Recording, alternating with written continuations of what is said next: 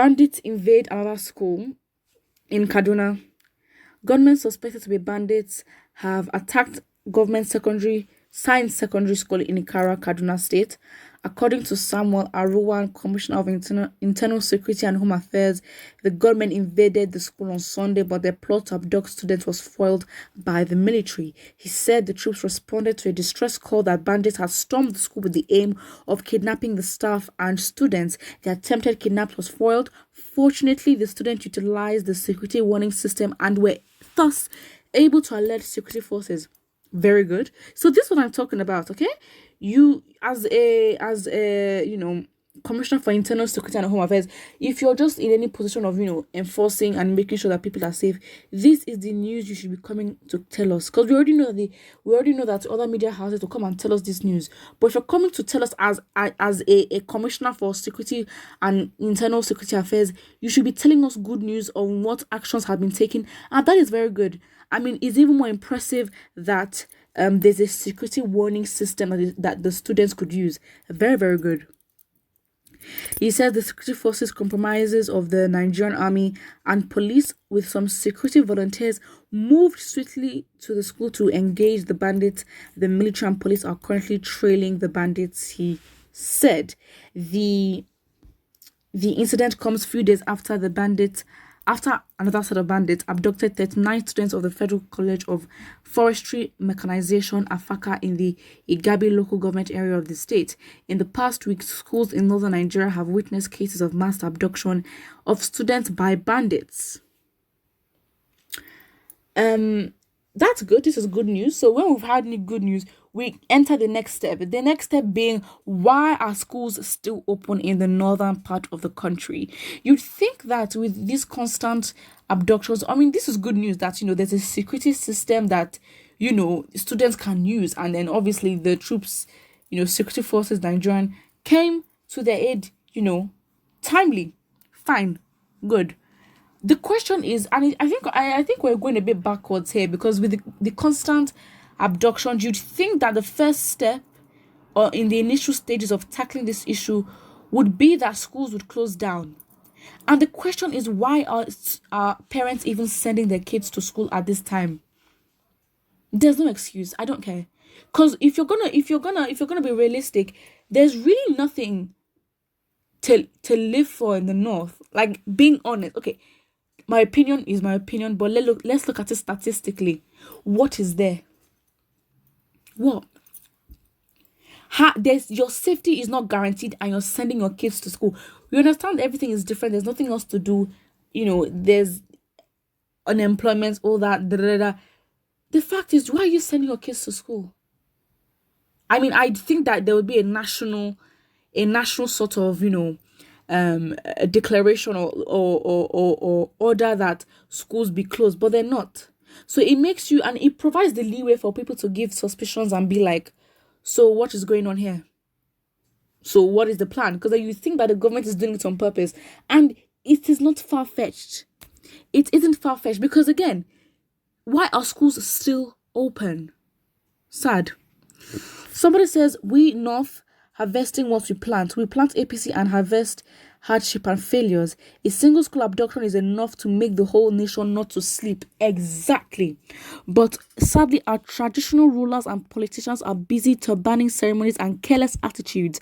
I respect those southern leaders that show zero tolerance to insecurity.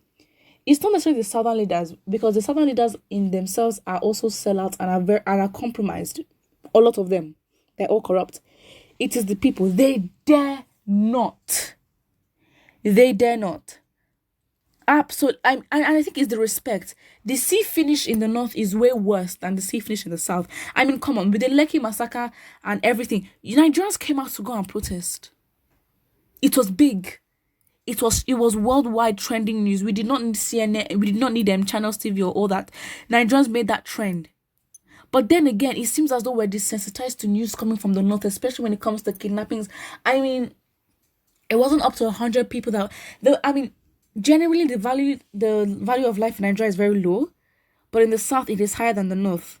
And so in the south, I don't even think up to 100 people died in the Lekki Togate massacre. But then in the north, people are dying every day. Boko Haram is on the rise.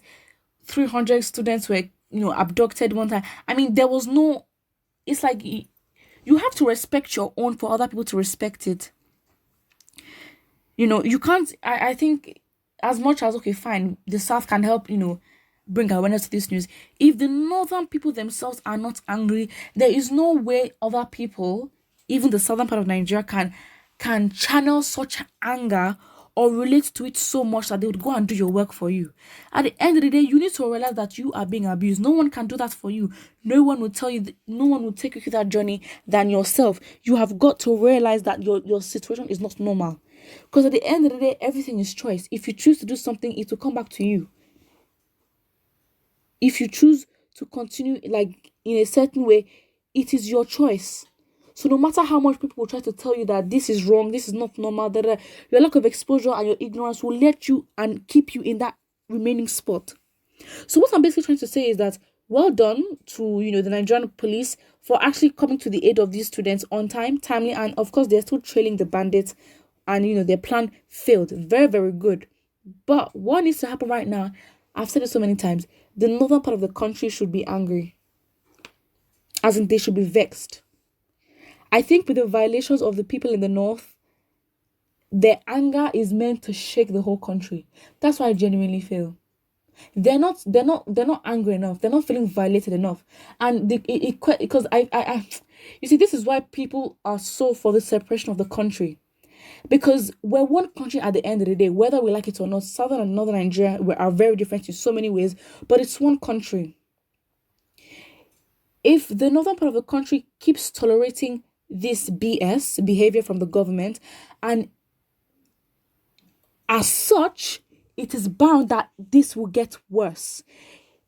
It will not only become the brunt of the north to bear, but the south. The south will now have to deal with further issues, further even worse issues within security in the country, because the northern part of the country have not taken it upon themselves to hold their leaders accountable.